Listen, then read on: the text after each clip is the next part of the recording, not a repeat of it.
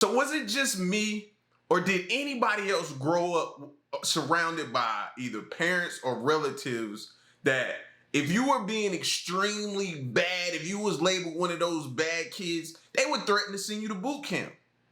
Oh, we gonna send him. He need to go to boot camp. Boot camp, boot camp. Like that word, those words were tossed around when I was a kid. Anybody else remember that, or is it just me? So tonight is a boot camp edition, right? This is how military police soldiers are trained. Let's see. You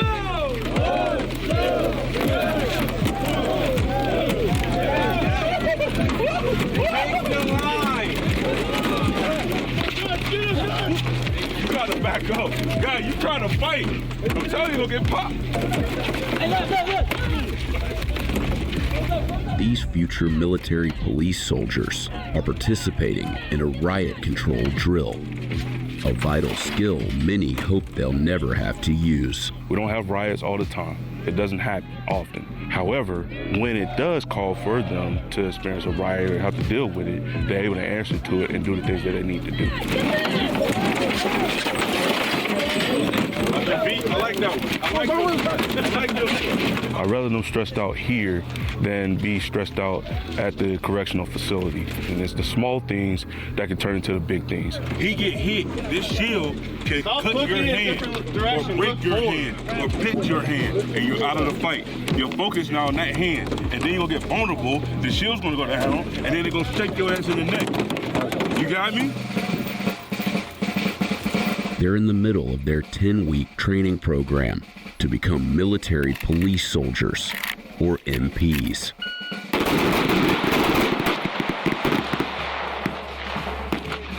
What are some misconceptions people have about what you do? So the biggest one is we're cage kickers, right? Glorified security guards. I mean, I always heard the MP for the party killers. You're snitch and stuff.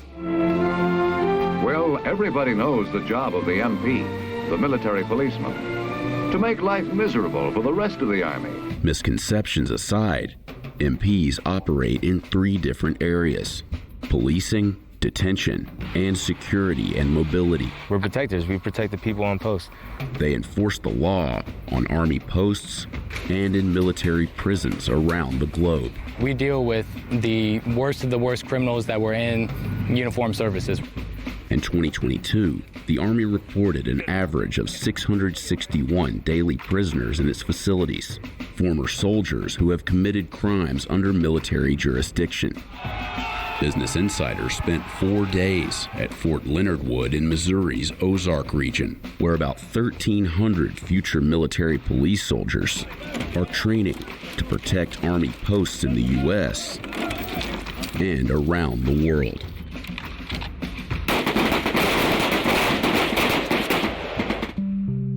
There are 5 military occupational specialties, or MOSs, for enlisted soldiers within the Military Police Corps. Commissioned military police officers are 31 alphas and lead the different MP MOSs. During our time at Fort Leonard Wood, we observed the training of 31 Bravos and 31 Echoes. In 2024, the base salary for an entry-level MP started at about $2,000 a month. That's it? Like, is it just me? And if I'm tripping, y'all let me know. But that's it?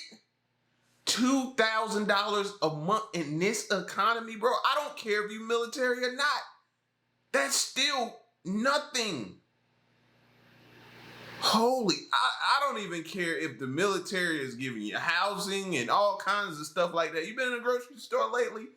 And I know they get deals and different things like that on military base with food and stuff like it. Still hit your pockets though, bro.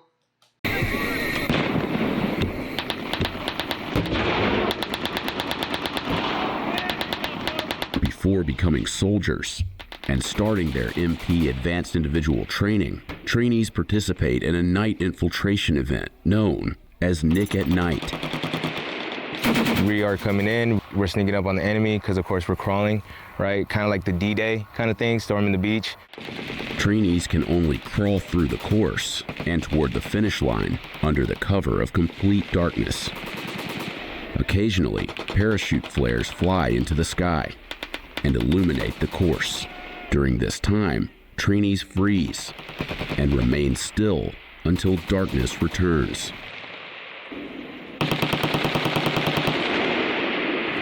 But unlike other training scenarios, machine guns fire live rounds over their heads. A lot of them are 18 years old, so them experiencing live rounds going over their head and having to experience this could be very nerve-wracking for somebody that's... Hold on.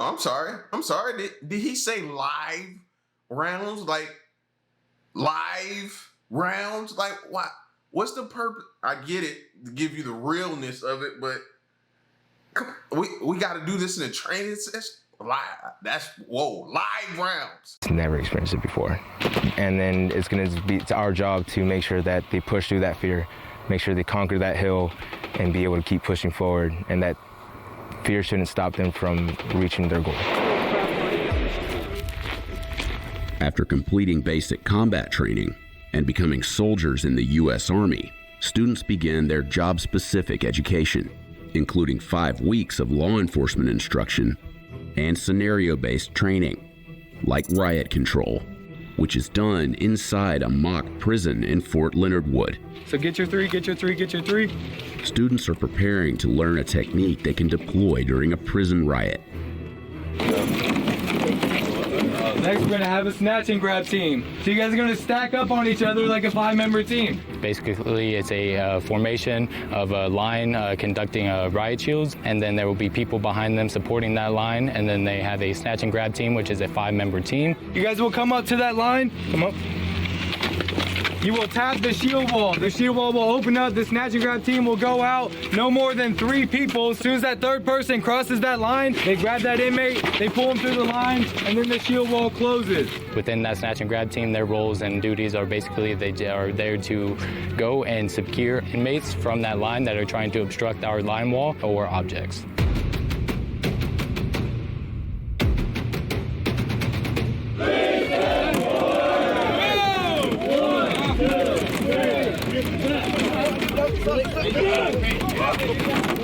After learning the technique, it's time to put it into action. Get back!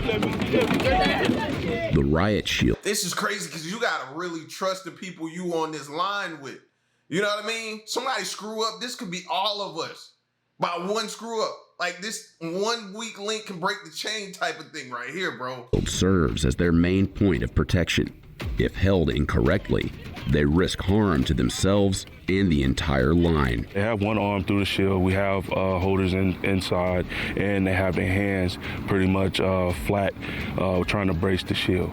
And they try to be in a staggered in their stance, and pretty much making themselves very tight to the line and being able to maneuver. So we're trying to test the strength of the line whenever we're kicking and snatching and whatnot. Also the technique of how the correctional specialists are holding the riot shield. We teach them a way of how to brace and make sure that they're not shield checking the inmates because they're not supposed to. So that's the main reason why we're running up to the line. We're trying to push through the line, kick the line, because we need to test out the intensity of that line.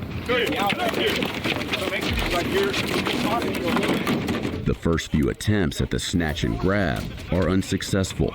It's really intense, but like you're all there, you're giggling a little bit, and then I had one of my battle buddies, he was beside me. He's like 4'11", so he's really short, and he got grabbed over his riot shield, and me and the girl beside me were like staring at each other, we're like, oh my God, what just happened? But you have to be able to think on your feet.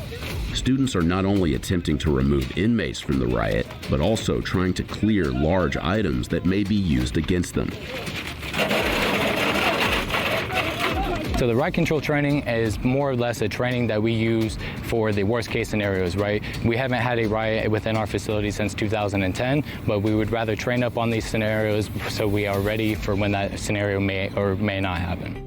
The riot he's referred. Ain't gonna lie, I felt like I learned something right there. The next riot I see on TV, I'm gonna be looking for technique. I'm gonna be looking for hand placement. I'm gonna be looking for that little chain where they bring people out and try to grab something or somebody. I'm gonna be looking for all this, bro. I feel like y'all training me now. Referring to happened at the U.S. Disciplinary Barracks in Fort Leavenworth, Kansas in August 2010. 2 prisoners overtook a guard, stole his keys, and released 11 other inmates into the unit. They flooded it and made weapons from brooms and table legs.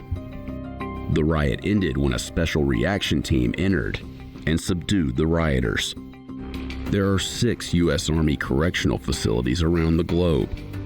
There are 3 foreign facilities in South Korea, Kuwait, and Germany, and 2 domestic medium-level facilities at Joint Base Lewis McChord and Fort Leavenworth, which also contains the U.S. Disciplinary Barracks, the sole maximum security military prison.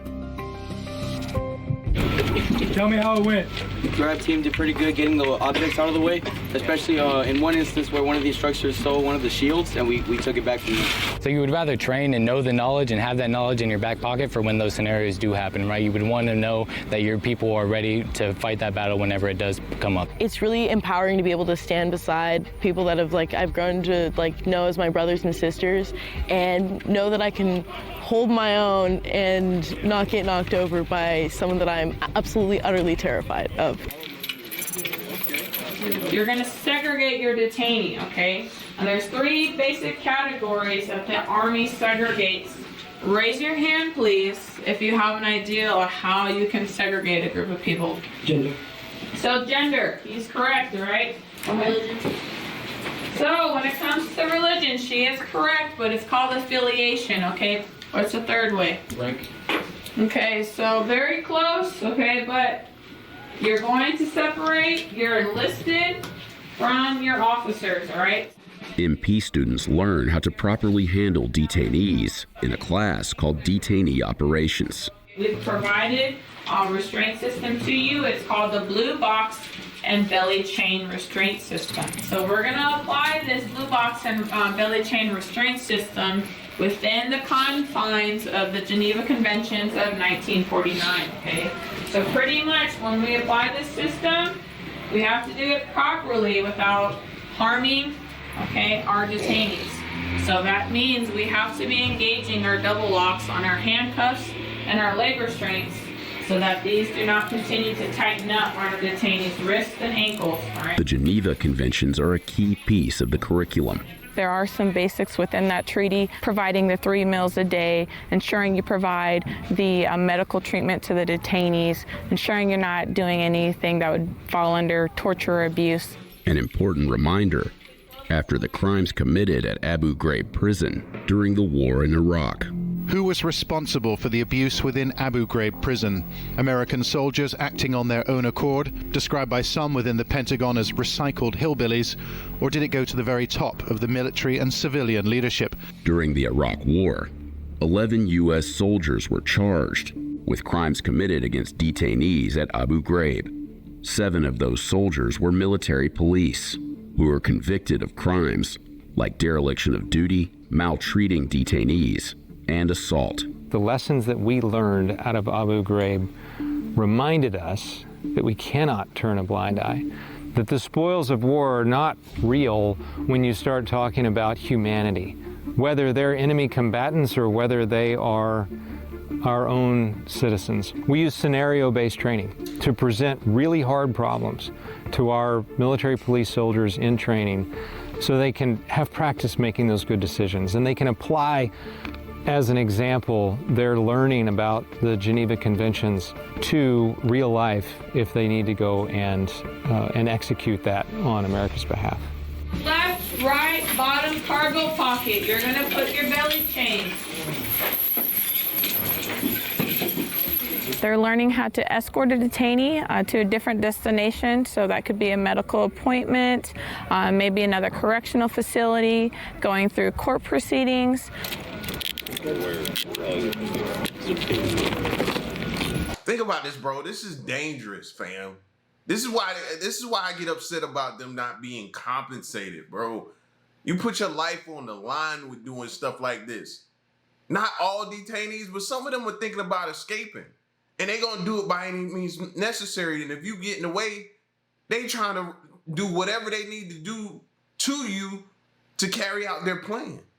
So it's like, bro, this is super, super dangerous. We all watch movies or series of different things, and you see them and what they do to the people that are handling them. So it's like, nah, man. Make sure these people are compensated, bro. Putting your life on the line. So they're going to apply what's known as a blue box and belly chain restraint system. They put that on, ensuring they do the double locks, and then we go through how to actively escort that detainee to the new location that they need to be at. Students pat down the detainees, checking for any weapons or contraband. What are some of the issues they run into doing this for the first time? So the first time, it just depends on the comfortability they have with handcuffing. I would say that's one of the biggest things, because it's sometimes one of the first times they're coming into close contact with somebody who is role-playing as a detainee. So we try to practice several times before they apply that system, because that is one of the most dangerous parts, is applying the handcuffs. What makes it so, what's dangerous about it? Just because at the time prior to applying, that individual is unhandcuffed. You don't know the prior training or experience of your detainee, so you always want to ensure, for the safety of the guard, that you're applying it correctly. You're showing and displaying that you're confident in your abilities. Handcuffs are a little confusing sometimes. Hold on, it's not closing all the way. That's scary to hear. You don't know the experience of the detainee, like the experience of the detainee, bro. Whew. That just makes everything more real to me hearing those words. While some students struggle using handcuffs for the first time, other students are more familiar with the restraints. Does it feel weird to be getting cuffed? My family's in corrections. Yeah, it's pretty weird. It's a weird feeling. What if I told you it wasn't my first? No, I'm playing. Does it feel weird getting cuffed? Like, no, I've had it happen before. Wait a second. When you joined the Army, is this the image that you had of yourself in full restraints that you want to send to your mom? Honestly, yeah, I would say so, probably. I signed up for 31 Bravo, something like that. Like, I asked him, like, can you show me how to do it? And he showed me. Step forward? Yeah. See if you can walk. My cousin, he was an MP. My father, he was an MP before me. My grandfather was a sheriff, actually, in LA County. Long time ago. My mom, she's a corrections officer, actually, or she was. Now she's a counselor for juvenile delinquents. So it's kind of like a lot of people in my family did, things of this nature. So I thought it would be, when I joined the Army, it would be a good choice. We have a number of soldiers who go on to have local law enforcement, state law enforcement, federal law enforcement careers. This legacy of what we often refer to as a family business. But their long game is to be a law enforcement professional. Many of our soldiers go on to serve their communities. Many of our soldiers go on to serve at the federal level in a variety of different agencies and have good, long careers. And most look back and remember their time in training as a military police soldier as being the foundation of what made them a professional in the civilian law enforcement world. After several rounds of practice searching the detainees and applying cuffs, students are evaluated by their instructor. So some of the critical things that we're looking for is, for one, that they engage the double locks on those handcuffs and the leg restraints. That's to ensure that those systems do not close up or tighten on the detainee, because again, following the Geneva Conventions, we want to ensure that we're not hurting the individual during transport, and then ensuring the keyholes are facing down. That way, for some reason, if that detainee is able to slip that handcuff in that blue box, that they then just additional time for them to try to undo their leg restraints. So we had no no-goes, and I think that's just the additional practice time, allowing them to get comfortable, asking them if they need any additional time, have any questions. So everyone was a go today. Shooters ready. Stand by.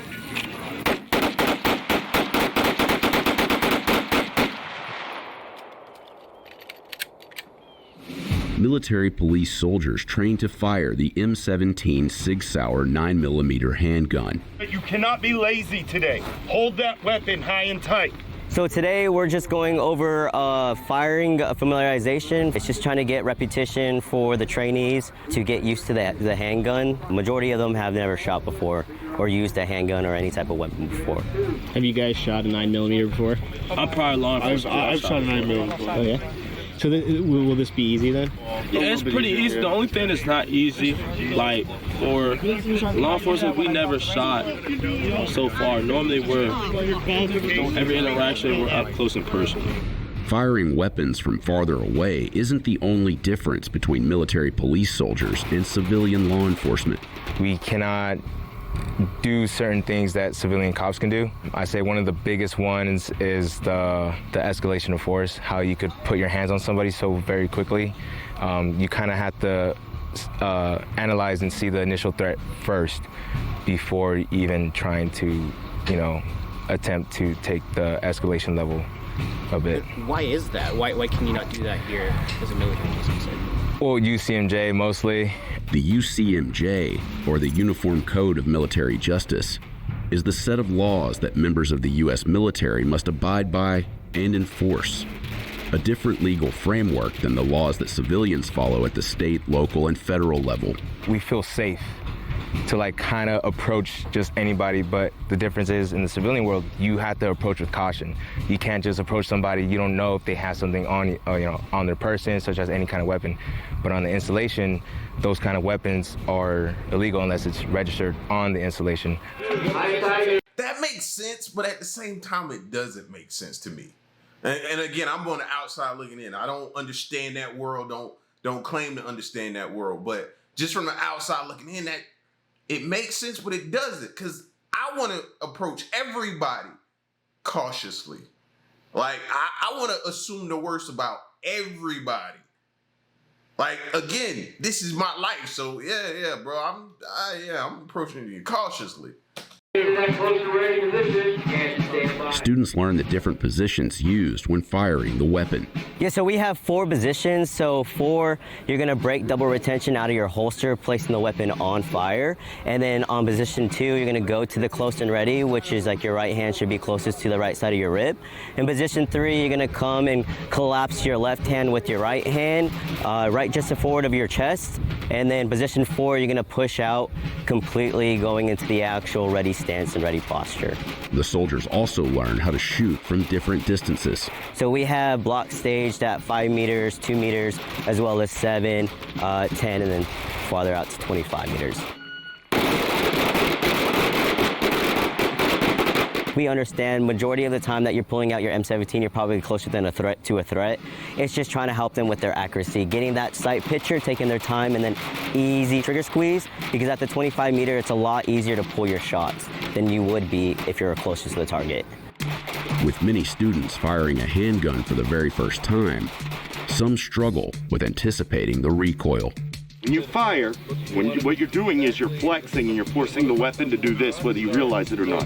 When you only use that trigger finger, again, just the trigger finger, the weapon's gonna go up, reacquire the sights, come back down. The only part of my body moving is that trigger finger, then the weapon fires straight. If it's okay if it goes up and down, that's recoil. Turn around, face the shower. If the trainee grips too hard on the right hand, usually they end up jerking the trigger to the right side. It's all about reaction time.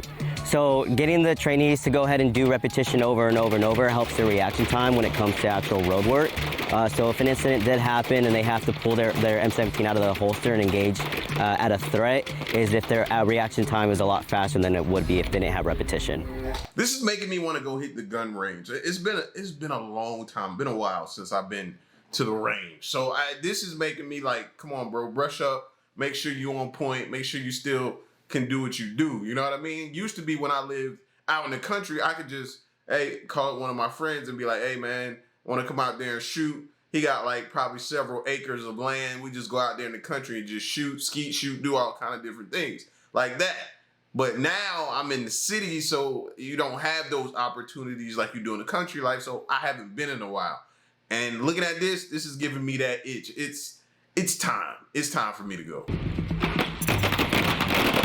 Once trainees are familiar with the 9mm, instructors introduce a new challenge, firing it in complete darkness.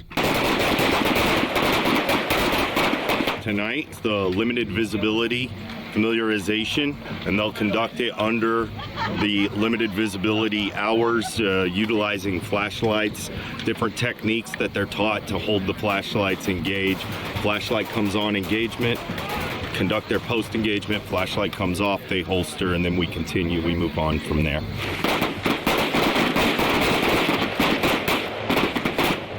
You don't want to turn on the light, give away your element of surprise. Sometimes law enforcement, that's what we use as our benefit, you know, when we're entering into a building or anything like that. Let's just say a shooter in a building, power is out. Last thing you want to do is turn the lights on. If they're hiding somewhere or a basement of a building or a house, that element of surprise is absolutely imperative for the law enforcement officer.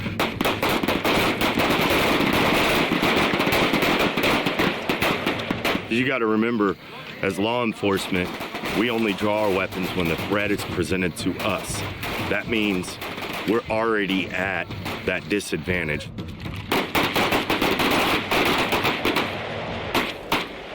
Clear. Clear.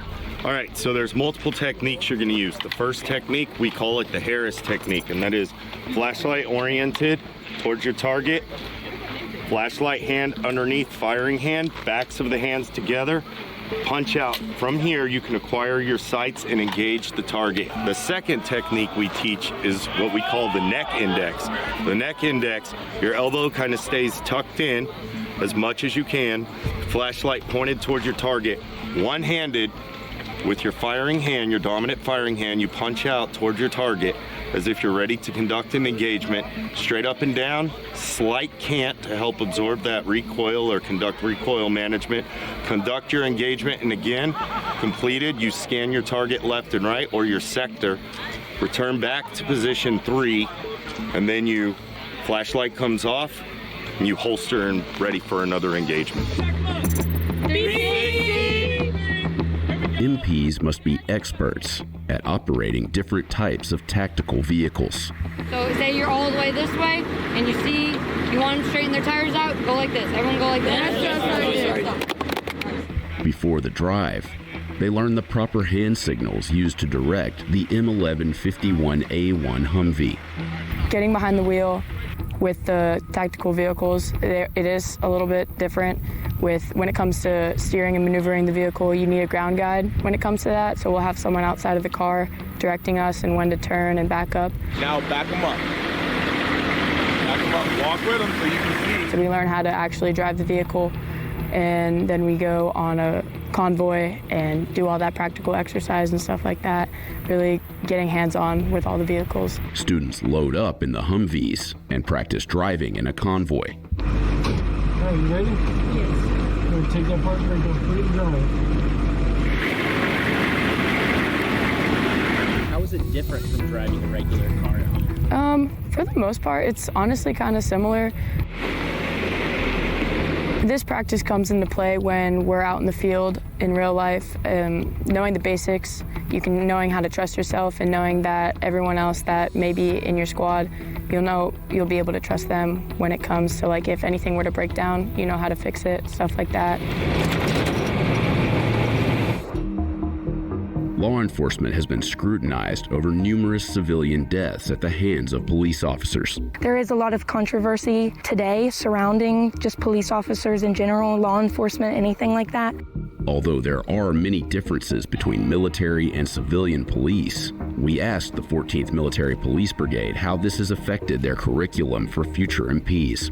14th Military Police Brigade adheres to the peace officer standardization and training. And from the post curriculum, a lot of different recent, perhaps lessons learned from how our civilian counterparts have handled certain situations are tied to that training. we incorporate all of the various different aspects of racial and gender differences, to understand how to treat people as people, and to try to remove our subconscious bias, if you will, to see people more as people and less as something we might have been taught to see them as. And so for about 5 weeks, our law enforcement professionals in training go through a bunch of scenarios that are tied directly to the peace officer standardization and training, much of which includes those lessons learned from challenges our nation has faced in the recent past and the distant past. A big thing that I am really wanting to advance towards is getting rid of those stereotypes that all police officers are bad or whatever. I want to be able to make that change and be able to change people's perception of the MOS and just in civilian world as well. I think that would be really, really good.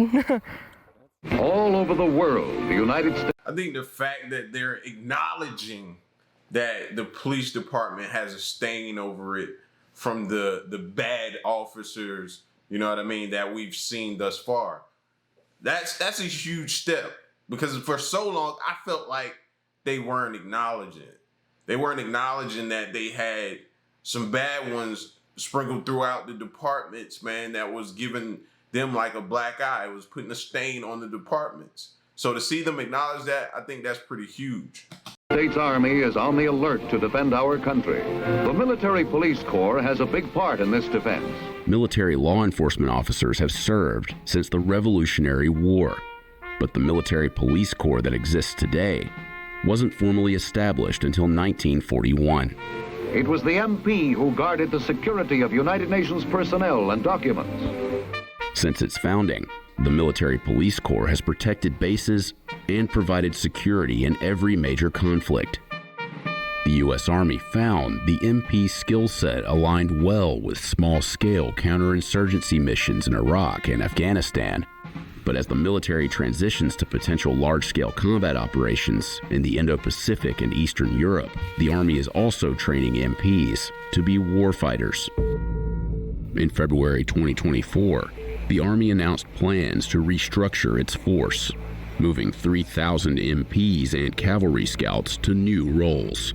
So the Military Police Corps, since September of 1941, has grown and reduced and grown and reduced based on the need that the United States has seen for law enforcement professionals versus our need to support warfighters wherever we're asked to go. The Army said this restructuring was the result of lagging recruitment numbers and a shift in focus from counterinsurgency and counterterrorism operations to large-scale combat operations that could be used against more advanced military powers. Right now, we happen to be in one of those time periods in which we've gotten a little bit smaller. And those at the Department of the Army level have had to make some really tough decisions on overall manpower requirements for the Army. So, of course, the Military Police Corps has reduced. There's absolutely no misconception about that. But with fewer MPs, could that make Army posts around the globe less safe? The Military Police Corps is going through a reduction right now.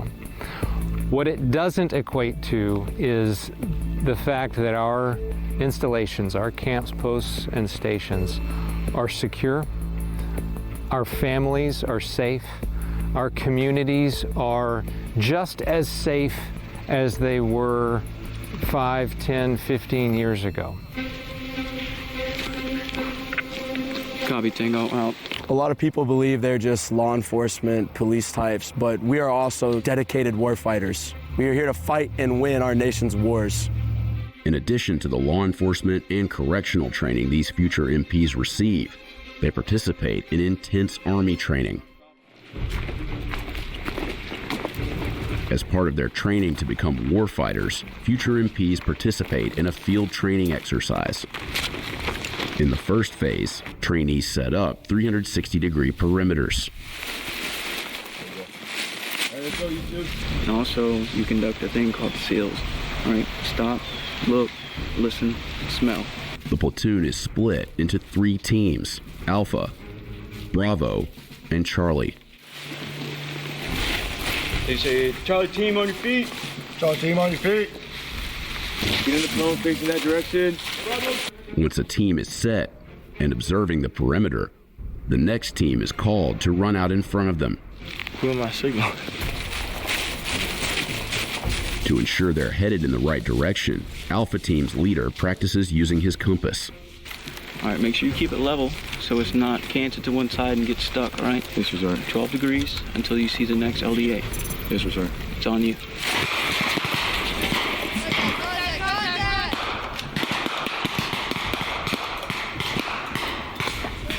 The two enemy soldiers are subdued, but then What happened? drill sergeants yell "real world," which means an actual emergency is occurring, and this training scenario is put on hold. The Alpha Team leader, Private Johnson, was bitten by a black widow spider, and I was sitting here thinking that too. I was like, what about snakes or stuff like that? I just seen them jumping in the leaves and getting down. I was like, I wonder, do they like throw some type of smoke thing down to kind of get the snakes or any type of bugs out the way? But I guess not. quickly alerted the drill sergeants. Here, sir. He took a picture of it. All right, index. Get up, get up, get up. Come on. Are you good? The drill sergeants rushed Johnson to get medical attention and had everyone check each other for spiders,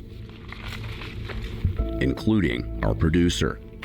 All right. Afternoon, drill sergeant. I mean, the best I could. I think I'm good. He just got bit by a black widow.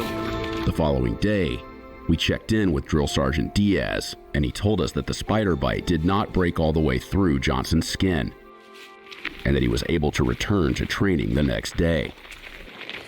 Get back! Get back! Get back! Somebody has to put the law and order around a military base. I mean, if there were no MPs, then it'd be crazy.